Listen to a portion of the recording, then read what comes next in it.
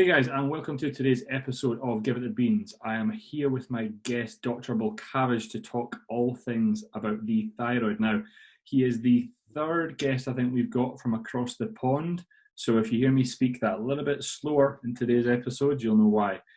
Dr. Eric, how are we doing? I'm doing great. Thanks for having me on the podcast.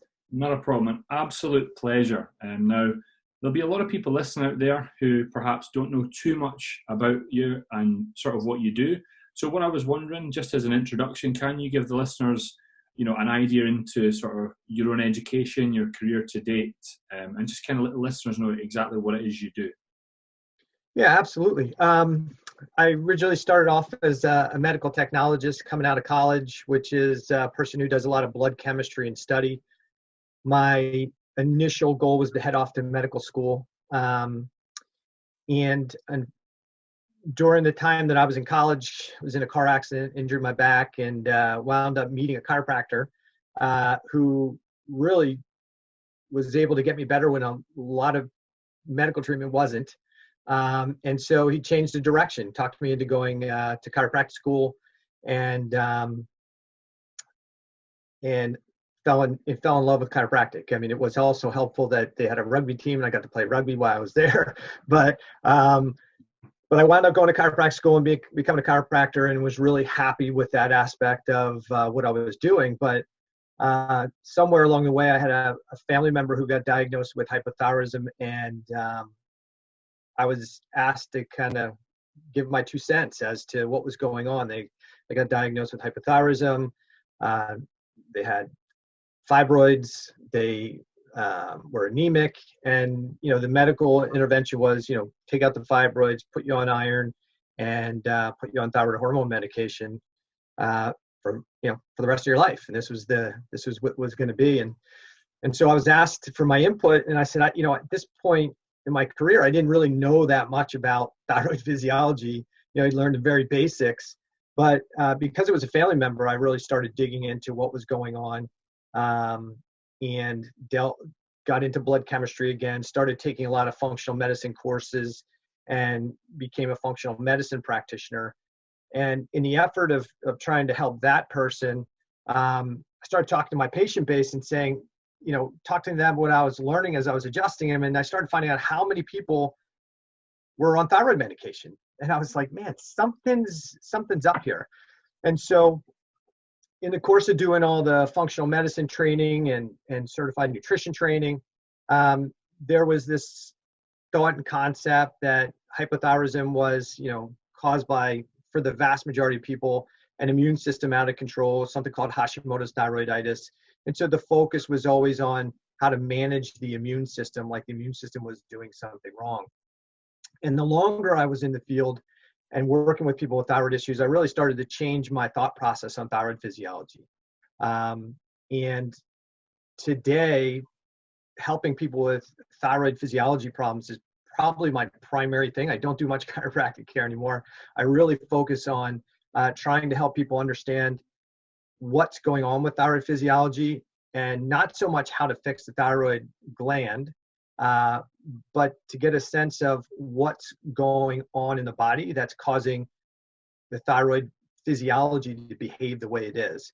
So today, I help people with thyroid physiology related problems, and that's pretty much all I do is deal with that. Now, to deal with that means I need to be able to assess blood work appropriately, help somebody with chronic GI issues, all different aspects of their life. So I'm rarely ever treating the thyroid. I'm always looking at the factors that are influencing how the physiology reacts. That's awesome. And I think the listeners out there listening, there'll be a lot of sort of bodybuilders, or perhaps within the bodybuilding industry in the UK, they will take extraneous thyroid hormone when they are on a prep diet. But I think that before we got into that, just giving someone an understanding of, I know that it's many things that the thyroid does, but I wondered, with you being that sort of go-to guy that looks at everything, not just the thyroid gland, could you give the listeners an idea of, what is the thyroid gland? What does it do? But perhaps why in today's society, it's misinterpreted as a say, an underactive thyroid when perhaps it's not, because you just said you look at a whole lot of other things. So if you could give us a brief, I know it's not going to be brief, but the best overview, that'd be fantastic. Yeah, so I think we have to think about what the thyroid gland does. So the thyroid gland pumps out mass production of thyroid hormone, T4, T3, the primary hormones that are released by the thyroid gland. And what it does is it dumps that into the bloodstream, so we have a constant circulating supply of available thyroid hormone in the bloodstream, okay? Sure. Now, for thyroid hormone to have its primary functions, it has to get into your peripheral cells, your muscle cells, your GI cells, your liver cells, has to get into the tissue. And thyroid hormone in those tissues is what helps regulate your metabolism. So if we want to have the metabolism of your muscle cells increase, we need more thyroid hormone getting into the cell, converting T4 to T3. T3 binds to receptors inside the cells and speeds up your metabolism. If a cell wants to slow down its metabolism, then that thyroid hormone gets deactivated and dispersed out of the body, metabolized out of the body. So you could think about thyroid hormone really being like the accelerator on the car. It either increases metabolism or decreases metabolism. And that's its primary role. And it also drives the production and stimulation of a lot of genes that are responsible for growth, development, and even inflammation and oxidative stress. So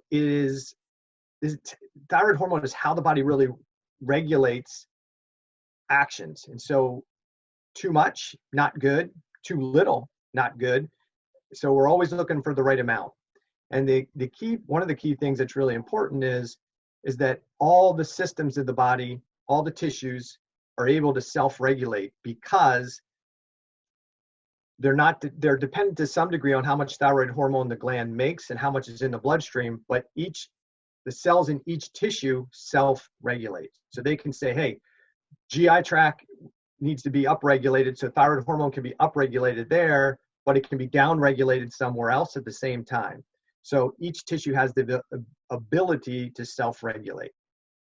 That's awesome. Now, with there being so many people, as you said, on thyroid hormone for perhaps a not properly diagnosed or clinical underactive thyroid, what would be some of the number one factors that were maybe causing that? Now, I think in seeing some of your Instagram sort of videos, you'll often say that, it's not necessarily an underactive thyroid, it's been sort of caused by, for example, high levels of stress. So just from a physiological perspective, and by all means, feel free to geek out on this one, how does that necessarily work? Or how does that perhaps show up in a blood panel? Yeah, well, I think the first thing we have to talk about is what is hypothyroidism, right? That's the biggie, right? So in the classic model of allopathic medicine, hypothyroidism is determined or signified by a lack of thyroid hormone production being made by the gland. So TSH is elevated, T4 is low, and that's when somebody is officially diagnosed with hypothyroidism, a disease of the gland. Gland can't make enough, and therefore medical intervention comes into play. And that is, I guess, okay for a medical definition, because the goal in medicine is to identify when it's time to provide a medical treatment, thyroid hormone in this case, to try and normalize a value. Yeah. But when we consider what's going on at the gland to arrive at that diagnosis, by the time somebody's TSH, thyroid stimulating hormone, rises above lab range and T4 drops below lab range, you've essentially lost 90% of the function of the gland. So that is not the beginning of a thyroid physiology problem. That's the end stage of a thyroid physiology problem. So I like to break hypothyroidism down to a little bit differently, okay? So what really triggers hypothyroid symptoms? Poor GI function and poor GI motility, hormone imbalances, toxicity, weight gain, dry skin, thinning hair, brain fog, fatigue, all of these symptoms we associate with hypothyroidism.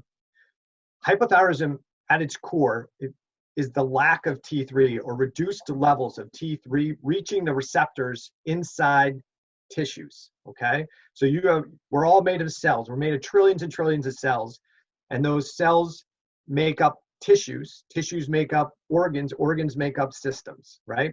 Sure. And so when there is decreased thyroid hormone in the cells of a particular tissue, then that tissue is going to start to trigger symptoms of hypothyroidism, okay? So that could be, so what that means is you could have hypothyroid symptoms, but have a totally normally functioning thyroid gland. You could have totally normal levels of thyroid hormone in the blood. But the reason you develop hypothyroid symptoms is because there's less T3 reaching the receptors inside the cells of either lots of tissues or specific tissues, okay? Yes. So that making that difference is really important, because that means the person who's got hypothyroid symptoms but normal TSH isn't making this stuff up. It's a reality, because the cells of a particular tissue are down-regulating the conversion of T4 to T3, decreased T3 reaching receptor. So I term that cellular or tissue hypothyroidism, okay? Okay. And that occurs many times, and most times long before the thyroid gland becomes dysfunctional, okay? So I break down thyroid physiology into, well, almost like a spectrum disorder. So we have something that triggers cellular deactivation of thyroid hormone, this cellular hypothyroid state. If it's short-term, it's some type of short-term stress causes cellular hypothyroidism. If the stress goes away, the thyroid physiology goes back to normal, and you're good. If that stress becomes persistent, then cellular hypothyroidism becomes persistent and consistent, which drives consistent symptoms. And in time, the stress response can create a cascade of problems where the cells start to trigger a defense mechanism, something called a cell danger response. We'll talk about maybe in a little bit. And when that cell danger response kicks in, it triggers the activation of the immune system. And that activation of the immune system is what can trigger the damage to the thyroid gland. And that something we call Hashimoto's thyroiditis, the autoimmune or the immune attack on the gland. And if that's short term and that gets back under control, then maybe the gland never becomes dysfunctional to a level that you get diagnosed as primary hypothyroidism.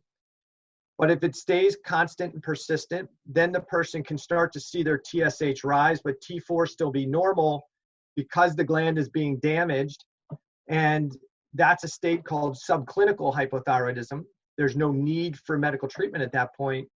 And then again, if that stress is consistent, chronic, and there's enough immune attack on the gland, at some point, the gland loses 90% of function. TSH rises above lab range. T4 production drops below lab range. And now a person gets diagnosed as primary hypothyroidism. So if you think about it, for the listeners, if you're tired, fatigued, if you Google the symptoms of hypothyroidism and you've got a bunch of them, there's a good chance that you have cellular hypothyroidism going on, but it hasn't advanced to a state where either the gland is so dysfunctional that TSH is high and T4 is low, but you're still having a level of hypothyroidism in your cells and tissues. Yeah.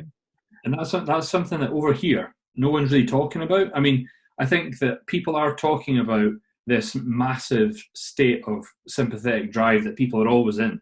They're always stressed. It's always elevated because whether it's work, bills, family problems, and then compound exercise on top of that and a shit diet. It's a no-brainer. Everything you just said in my head makes sense. And there's maybe some listeners out there thinking, God, I don't know what that means, but I just wanted to throw in there that stress can be what mental or physical, and the body reacts the same way. So I didn't mean to interrupt. You seemed like you were on a bit of a roll there. So I apologize if you lost your train of thought. No. But that's a good point. So I want to get back to your other question. Like, okay, so what's causing this, right? Why do we have so many people that are complaining and struggling with chronic hypothyroid symptoms? And the answer comes down to we need stress in our lives. We need some, because there's a hormetic effect to stress, right? You have some stress, your body adapts, it makes you stronger. So it's not like we're ever going to be out of stress or that we want to. lifting weights and exercising is great for putting some stress on the body, breaking it down a little bit, then allowing it to rebuild itself bigger, stronger. So we need some stress. The challenge is that when we have excessive stress because of diet and lifestyle factors and exercise, that excessive stress can trigger this activation of what we call a cell danger response. The cells start to perceive danger and the stress is excessive. So when stress becomes excessive, it triggers a danger response. And part of the impact of a danger response is for the body to go away from growth and development and towards self-defense, okay? And I always use this analogy, like if you were preparing food for your family, cooking in the kitchen, you had everybody hanging around the kitchen, and all of a sudden somebody broke into your home with a gun and started attacking everybody, would you continue to cook? Would you just, like, oh, it's okay, don't worry about it? No, you would drop what you were doing and you go into defense mode, right? The food's going to burn, that's going to be not important. And so when we have excessive levels of stress on our cells and tissues, our body does the same thing. It says, wait a sec, we've got a threat going on here. This is going to take more energy than we can typically drive and produce, that stuff we call ATP. And so now we need to partition energy away from the things that are less important for survival towards the things that are going to be more important for survival. Okay? So we may not feel great, but that's not the purpose in the moment. We may ramp up our fight and flight system because we're in self-defense mode. If you're running from a tiger, you don't need to take a nap, right? So you're not going to lay down and take a sleep. You need to run. You need to be alert. You need to be on high energy, high alert. And so the brain gets upregulated and a lot of the peripheral tissues get downregulated under times of excessive stress. So do you need hormones? Does a female need to have a normal hormone cycle if she's being chased by a tiger? Probably not. That's not the state to give birth, right? So hormone physiology changes. Do you need good GI function if you're running from a tiger? Probably not. You're not going to stop and have a meal. You're not stopping to have sex. You're not stopping to have a meal. You're not stopping to take a nap. You are in high alert mode. And so what needs to be upregulated in that situation is the brain, and what needs to be downregulated is a lot of the things that are associated with growth and development. And when you're talking about the bodybuilding world, these are people who are trying to build muscle mass, right? Build bigger, stronger muscles. But if you're constantly putting yourself in levels of excessive stress, you're actually being counterproductive, right? Because your body's going, hey, wait a second, we're in danger mode here. And I'll give you a great example of that, even for me personally.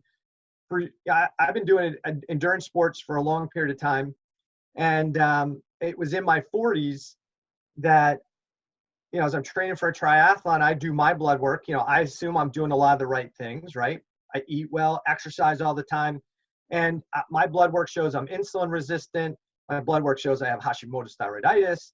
My inflammatory markers are elevated. And I had to take a step back and say, wait a second, what's going on here?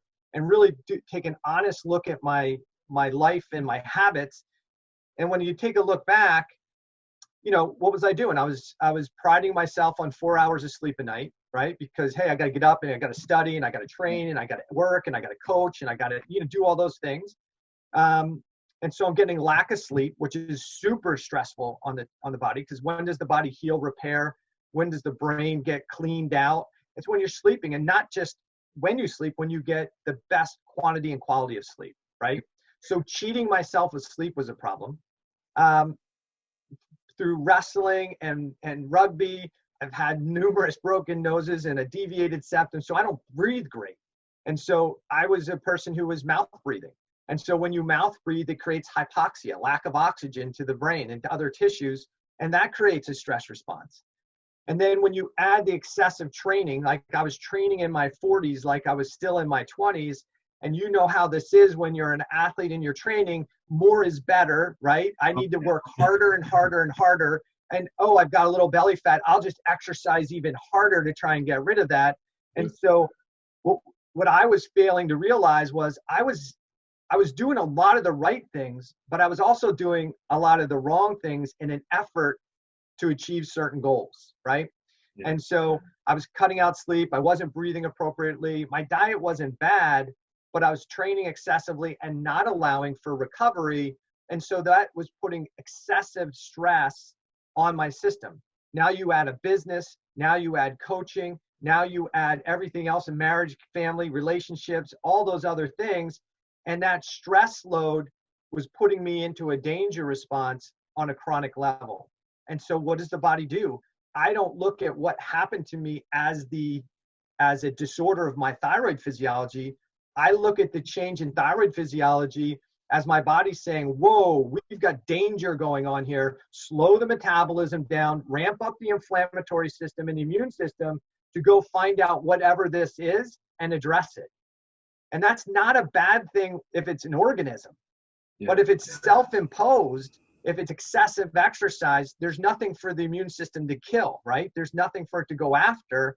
And so now you have this disruption of your physiology because of mindset, because of lack of sleep, because of hypoxia, because of excessive exercise. And that's what drove my Hashimoto's and autoimmunity. And once I realized that, and I realized, oh man, I gotta chill, I gotta change the way I do things here, I was able to put my Hashimoto's into remission. My thyroid comes back to normal. My insulin resistance goes back to normal. So instead of looking at the thyroid dysfunction as the problem, we really need to look at that as the warning sign or the gauge that, hey, there's a problem going on with physiology. Yeah. And so, go ahead. I know you want to jump in there. I keep nodding because you're preaching to the choir here. Every part of what I do with coaching is about managing stress or making people aware of it. You know, they'll send me their consult sheet and I'm like, you do realize that you sleep 5 hours a night and you work 12-hour shifts and you want to do a contest prep. Like, let's sort out the getting more sleep first. Let's sort out your poor dietary choices and then we'll worry about that, because the body in a state of stress it's not going to want to add tissue. It's not going to want to mobilize body fat in any sort of way. It's always going to be fighting against us. And I think I was just off a consult call with Dr. Dean to discuss thyroid results with a client. And when I think about it now, you know, I see so many women in this industry with quite frequent cycles, menstrual cycles. And I'm straight away and quite naive to it, I would say that's got to be high, you know, underactive thyroid. But often, although they've told me they're not stressed, we can get very good at being chronically stressed and just adjusting to that level. And maybe perhaps I should always consider that I got to just go down the rabbit hole a little bit more and get people chilling out more, because in this bodybuilding scene, we see the client, everything you described about 5 minutes ago about sort of GI dysfunction, frequent periods, the low energy. Clients come to us all the time with that, and they often don't know why, and then they get often fobbed off by the doctors here, the GPs, as, oh, well, everything's fine. Or if it's a female and they're getting frequent cycles, they're like, oh, here's a pill, just go on that. Here's a pill, just go on that. And it's like a lack of support. But everything you're saying, I'm like, I wish there was more people in the UK saying that, and I hope that people listening to this podcast take that on board. In regards to the sort of frequent cycles that we see, is that just simply a case of, you know, you talked about this cellular hypothyroidism rather than actual subclinical hypothyroidism? Can you give the listeners an idea of what that means? Because some of them will be following along, others will be a little bit like, right, okay, how could we perhaps not have a period with an underactive thyroid? Yeah, so if somebody has if somebody's got excessive stress, okay, remember that excessive stress is going to trigger a danger response. And as you trigger the danger response, then you're going to have a slowing down of thyroid hormone physiology in a lot of the cells in the tissues that actually help regulate and drive hormone production. One of the things that's going to happen is that as that cell danger response or that stress response goes up, you're going to have more release of stuff called cortisol. And then cortisol is going to have an impact on some of the hormones that are actually produced. So you're going to have a decreasing gonadotropin releasing hormone. That's going to have an impact on LH and FSH, and that's going to have an impact on what's happening with estrogen production and what's happening with uterus, ovaries, and function there. The challenge is that most doctors are looking to determine whether you have hypothyroidism by looking at a TSH value, okay? Yeah. And so for years, it's been believed that TSH is the best indicator of whether you have a thyroid problem or not, okay? And there's problems with this. TSH does not give you so we have to think about being in two states. One is a homeostatic state, right? Homeostatic state means, hey, everything's balanced, low stress. And in that homeostatic state, we have one regulating system that says, hey, we're going to partition energy. We have enough energy coming into the body to meet body demands. But we're going to parse that energy off to the organs and tissues that need them as the need arises, right? So you have electricity coming into your house. You don't always have all the power on. You turn switches on in each room as you need them, turn them off as you need them. That's how the body works in homeostasis. Sure. But when we're in chronic stress, that puts us in a state of allostasis, okay? And what that means is that the body has less energy, essentially, to do the actions that are needed. And in that state, the body now has to say, okay, I don't have enough energy to do all these actions, so I have to shut down some actions that are less important and less needed to take care of the more important things. And the best way for maybe a listener to understand is, if the power went out in your house, right, and we plugged in a generator, you can't turn everything on, right? You can't have the refrigerator on, the washing machine on, the dishwasher on, all the lights on, because you'll blow the generator. There's just not enough energy to run the system. And so in an allostatic state, you meet the demands of the most important tissues, but there's always a cost. And that cost is going to come at the expense of the tissues that are less needed for fight, flight, and survival, okay? So for a female, if she's in chronic stress because of, hey, I'm calorie restricting, I'm doing a lot of lifting and strength training, I'm not getting enough sleep, I've got the emotions of everything that has to go on, the energy demand is far greater than what it can bring in, then you're going to go into this cell danger response. You shift into allostatic regulation, and the things that are less important for survival go down. Hormones, not really critically important. Estrogen, what's the purpose of estrogen? Estrogen really, and the purpose there is to bring a child into the world, right? And so if you're in chronic danger, is this the body that needs to get pregnant? Probably not. So hormone cycles become dysregulated. And they can become dysregulated if you're hypothyroid or hyperthyroid, but by far what we see is people under chronic stress, they're going to have downregulation of their peripheral tissues. And the challenge is that TSH doesn't represent that. TSH represents how much thyroid hormone's in the blood and getting to the hypothalamus. And the big challenge is that's been thought to be the gold standard to tell us when there's thyroid dysfunction. But as I told you before, you'd have to have 90% dysfunction of the thyroid gland before TSH goes out of lab range. So it's not an early indicator of thyroid disease. There was a point where they said, well, TSH will give us a good idea when there's like cancer or nodules developing. Well, that's not true either, because there's lots of literature and research showing that thyroid cancer develops before TSH is elevated or when it's normal. And nodules, thyroid nodules, these growths on the thyroid gland develop with people who have totally normal TSH. So what's going on? When you have a chronic stress response, you have chronic inflammation. And when you have chronic inflammation can suppress TSH, making it appear normal when it's not. The other piece is, when you're in this stress state, when you're in this allostatic regulating state, the brain and the body regulate differently. The hypothalamus, this little teeny gland in the brain, has its conversion of T4 to T3 upregulated. So the hypothalamus has increased conversion of T4 to T3. And when that happens, there's decreased what's called thyroid releasing hormone, which is the hormone that goes to the pituitary gland and says, hey, make more TSH. Why does this happen? Well, if you think about what we're talking about, there's danger. There's a danger signal.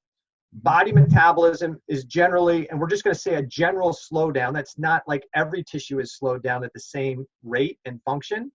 But but the conversion of T4 to T3 in the brain is essentially upregulated at the hypothalamus, and it's downregulated at the body.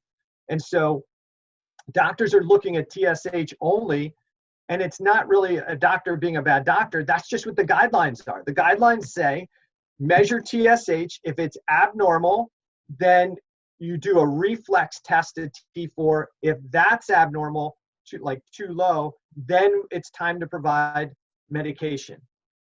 There's arguments in the kind of the thyroid world. Should we provide thyroid hormone support sooner? And my answer to that is no, because medical intervention at that point in time is probably not appropriate.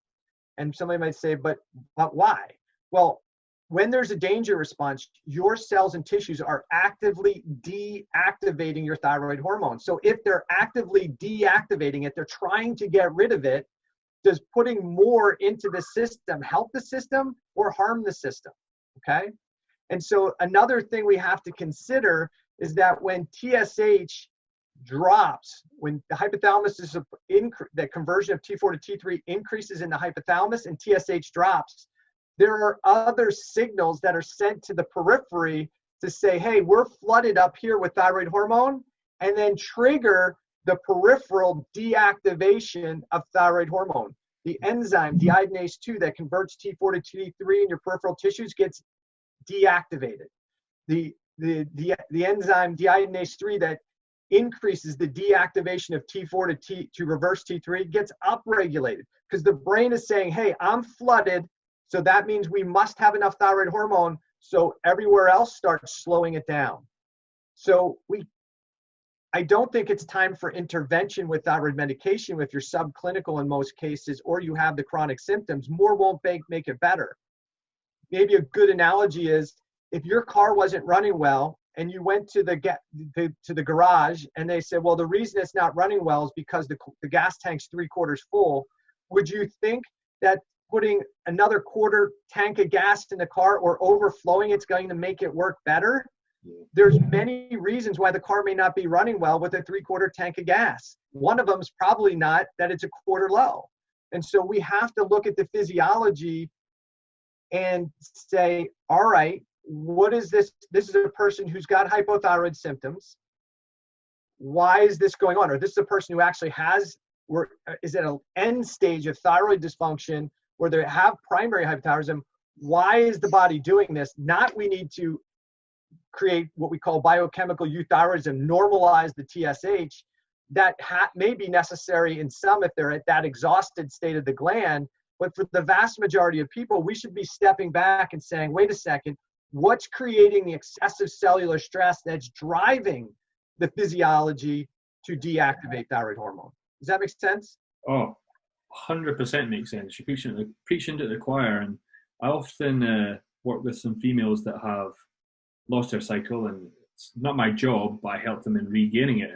And all we do is mitigate the effects of stress from the body, whether that's through, pulling back their training, like changing their lifestyle, meditation, yoga, you name it, changing the diet, increasing body fat in general as well. But I've worked with some females who it's been, say it's taken 8, 9, 10 months for it to come back.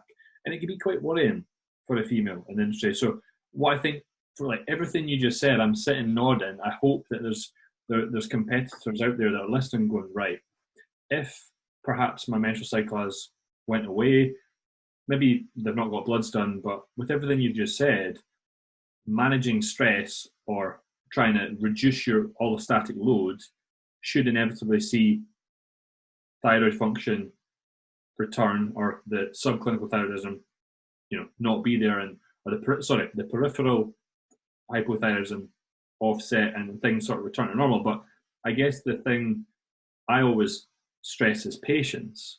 And in everything what you just said there, this is a bit off topic, but that kind of explained my next question, which was about bodybuilders supplementing T3 and T4, about what you said in regards to the fact that so much stress on the body, like you're pulling body fat levels down to 6%, 7%, exercises through the roof, calories are super low.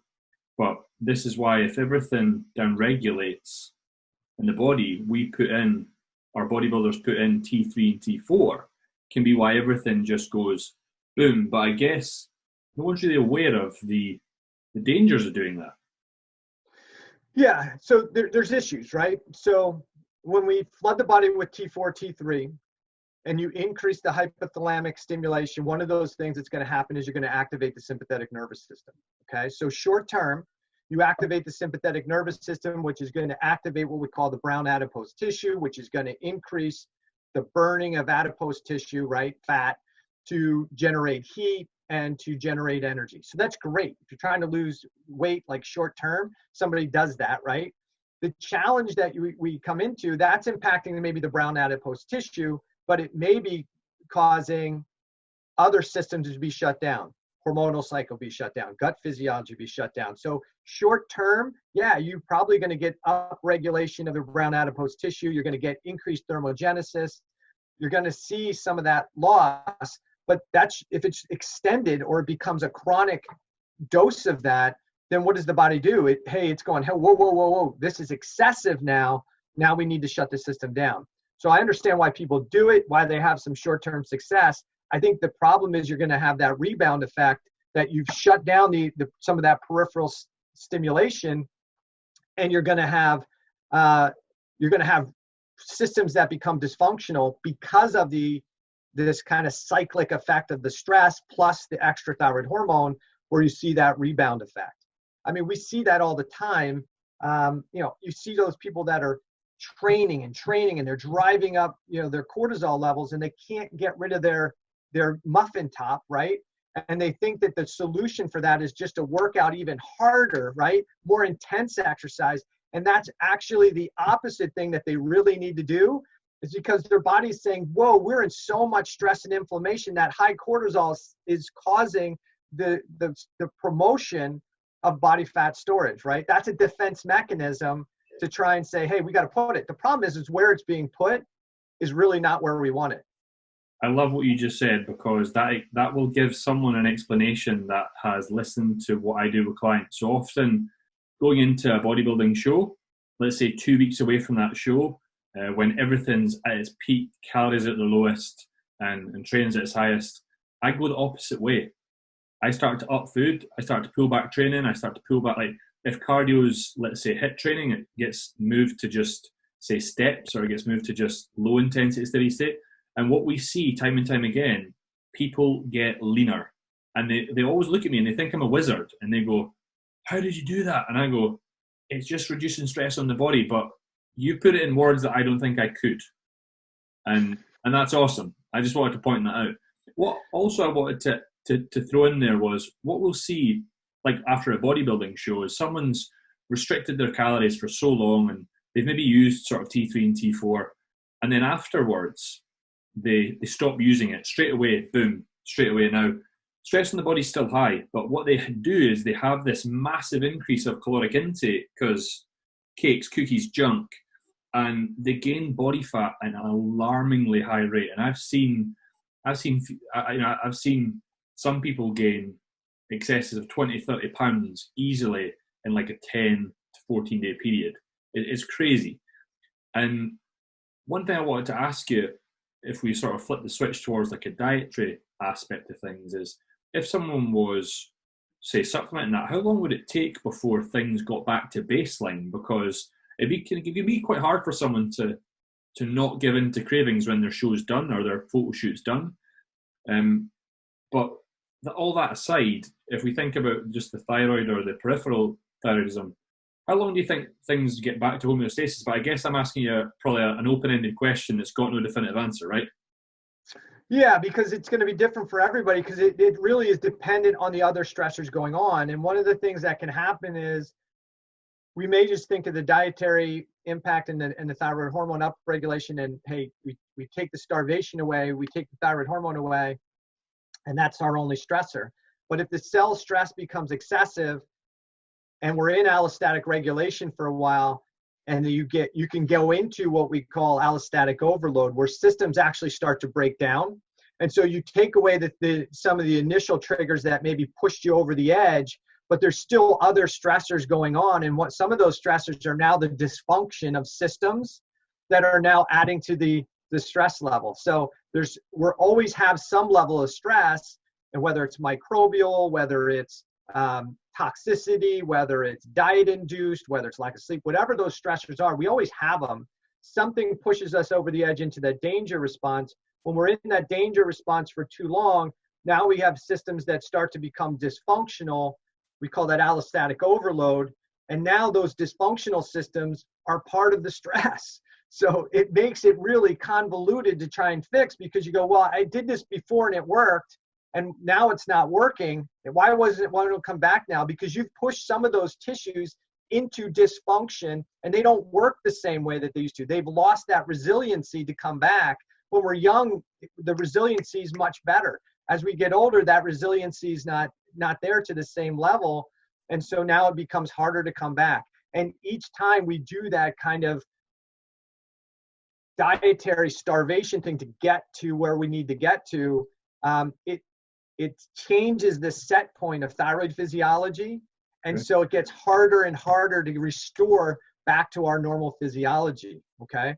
So the set point changes in time, and that's a good defensive mechanism. So the body says, wait a second, we're having these chronic bouts of starvation. You know what we should do? We should just slow down the general metabolism here, so that way when we have the next starvation phase, we're not going to have that same, we're prepared. You know what I mean? We've got plenty of reserves here for that next starvation phase. So it gets harder and harder to do it in an effort to do it. Oh, awesome. Now, one thing I wanted to ask you about was staying on the diet side of things, or the diet front. Do you feel there's any sort of inflammatory foods that have that same effect or stress response in the body, in particular, like gluten or dairy, or the overconsumption of those two, or anything else that would perhaps cause subclinical hypothyroidism? Yeah, food can definitely play a role. Gluten has gotten a lot of press, obviously, and I don't know if it's just gluten and grains per se. I think there's pros and cons. I think a lot of it probably has to do with how those grains are processed. Definitely in a world where we have GMO in the U.S. and they use glyphosate on those on a regular basis to kill the organisms that may damage the crop, that glyphosate is absorbed by us. It can change our gut biome. That can trigger an inflammatory process, dysbiosis, and be the trigger. Then in countries where they're not using GMO-based stuff, we think we're good, but then they can still use things like Roundup to spray the crops to kill them, to prepare them to make it easier to harvest, and they're still there. I think there's a potential issue with iron supplementation in some food sources, because we only absorb, typically if we have a healthy GI tract, we only absorb about 1 milligram of iron per day, and we poop out about 1 milligram of iron per day. And if we have lots of iron in excessively fortifying foods, and we have this leaky gut scenario, free iron in the body is a massive source of tissue or of inflammation, oxidative stress, and can reactivate dormant organisms. So that can become a stressor. So is dairy the problem? Is gluten the problem? It's different for everybody, but I would say for the vast majority of people, around diet, these are my general things I tell most people. Eat as much real food as possible and as little processed food as possible. Eat it as close to its natural state as possible. Eat stuff in season. And it's my thought process and my belief that, and I've seen it in my practice, that a lot of people, we have a disease of abundance today, right? And so we have so much food. Many of us eat excessive amount of calories, and I'm not a calories in, calories out person, but we probably eat much more calories than we need to eat. And when a lot of times we're eating foods that are out of season, especially plant-based foods. And my concern with plant-based foods is we have this talk about lectins and phytic acid and the things that are in plants that can be problematic. Well, there's a lot of these plants that can, when they're eaten out of season, have higher toxin content. And so that's the plant's defense, right? So if a plant doesn't want to be eaten when it's not ready for the seed to be dropped in the soil and grow a new plant, it has high concentrations of lectins in them that are going to be the trigger to tell an animal when it eats it, hey, when the animal eats an unripe plant, it doesn't feel good, it gets sick, it throws up, and it goes, you know what, I'm not eating that again. And then when the plant's ready, the toxin load goes down, it turns this nice, attractive color, and the animal eats it, then it poops it out, and the plant propagates, right? Sure. We don't pay attention to that. And so we're growing crops over here somewhere. We're pulling them or harvesting them when they're not even ripe. We force ripen them, which doesn't necessarily reduce the toxin load. And then we're eating these things out of season, and that's when those toxins are probably more problematic. I think this is one of the reasons why you see so many people that are pushing the carnivore message that, hey, carnivore is really good, and you see people dramatically change. It's because they've reduced probably the toxin load from the plants that are being eaten out of season. Yeah. And so eat real food, eat it in season, eat variety.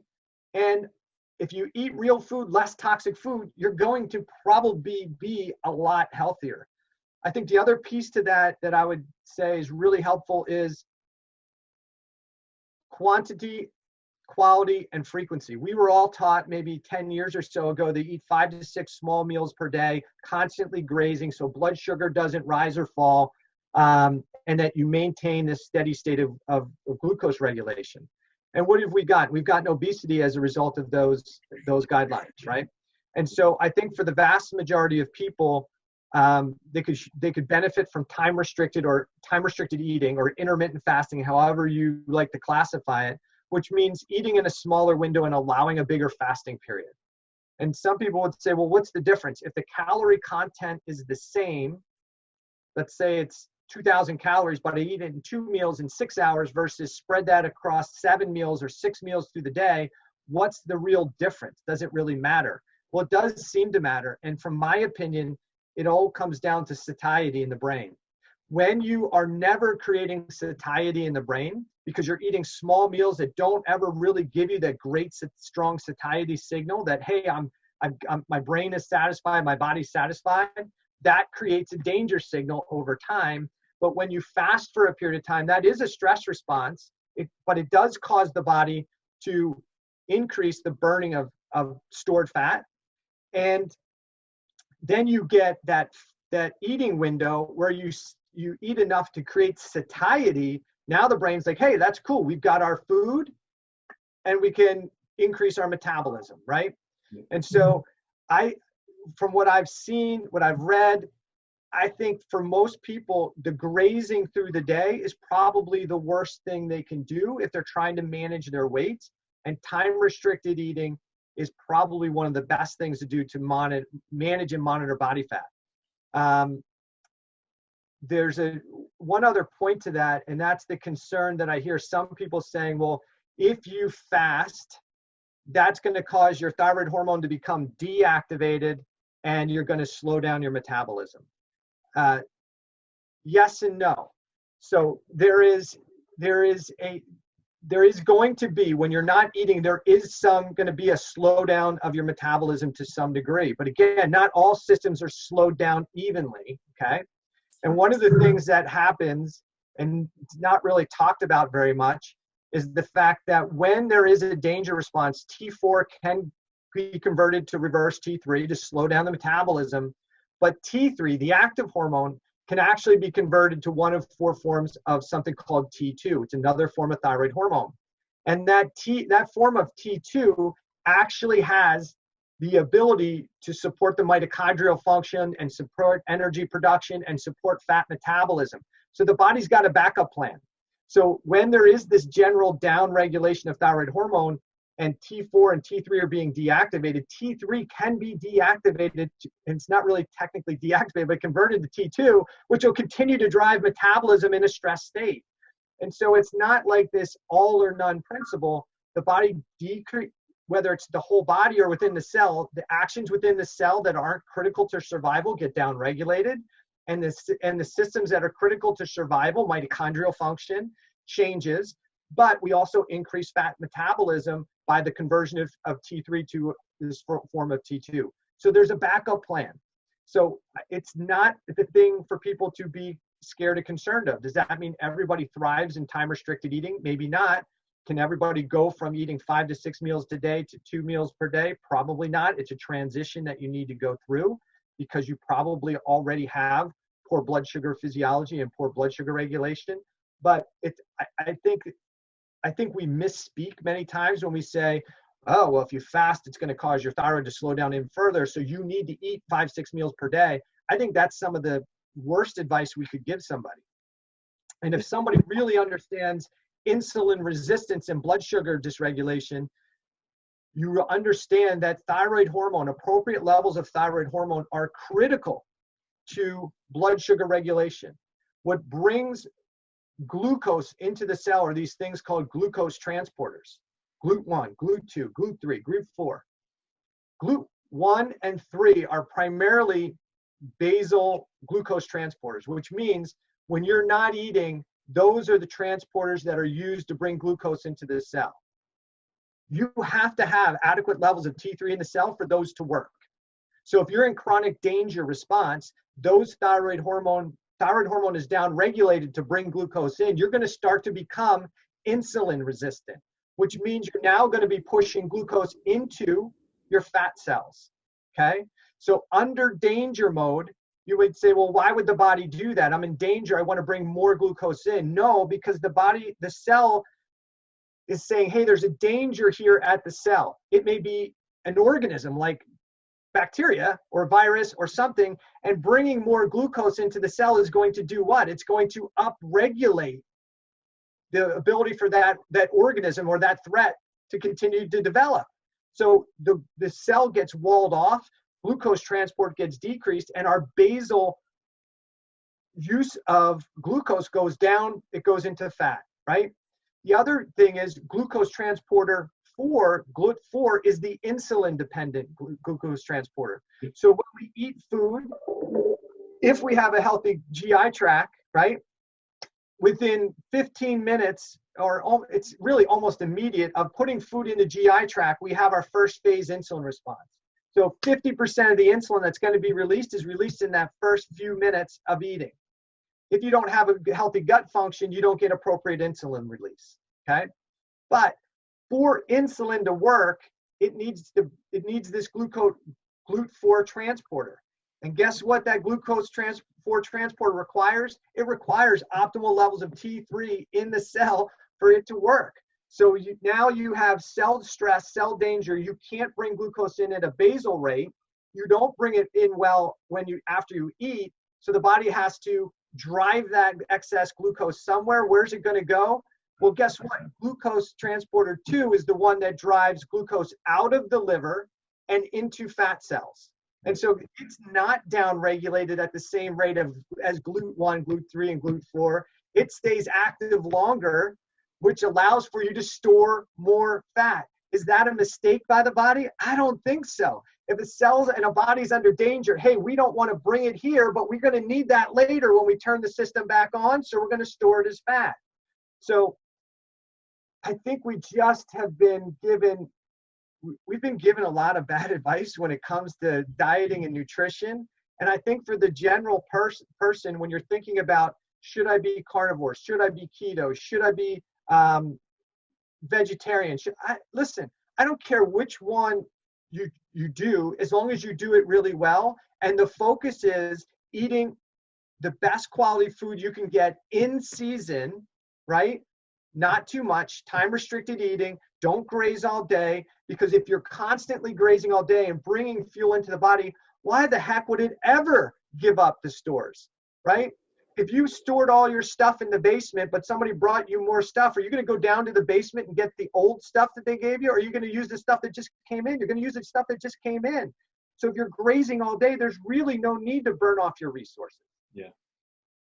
What I love is that I'm sitting there nodding, because you're just connecting all the dots that just make sense in this bodybuilding world of chronic stress, adding body fat and alarmingly high rate, frequent periods. And I think there's so many gems. I was going to ask you at the end, your best piece of advice for someone out there, but you've given so many anecdotes of advice through this episode that it would be wrong of me to pick out one. And if I say to any listeners, go back and listen to it again if you want to try and pick out one. I'm well aware of time, and I know you are a busy man. So what I want to do is just open up the opportunity for yourself to give your sort of contact details or your website, how people can get in contact with you. They've listened and they want to reach out.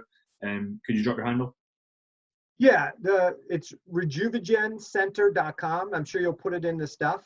I'm on Instagram is probably where I'm most prolific, I guess, of putting stuff out there. I'm not a huge social media person, but I've found the gram, and that's where I think I connect best. And so I'm Dr. Balcavage, Dr. Eric Balcavage on Instagram. I have a podcast called Thyroid Answers Podcast. It's available wherever you download podcasts. I have a book coming out. It's called The Thyroid Debacle. I've written that book with Dr. Kelly Haldeman, a friend of mine. She's a medical doctor. And that book is in pre-order right now. So if you have more questions about what we're talking about, cellular hypothyroidism and the cell danger response and how to address this without fixing the thyroid gland, because I think you need to address the stressors that are causing the change in physiology, not try and force your thyroid physiology to do something that the body doesn't want it to.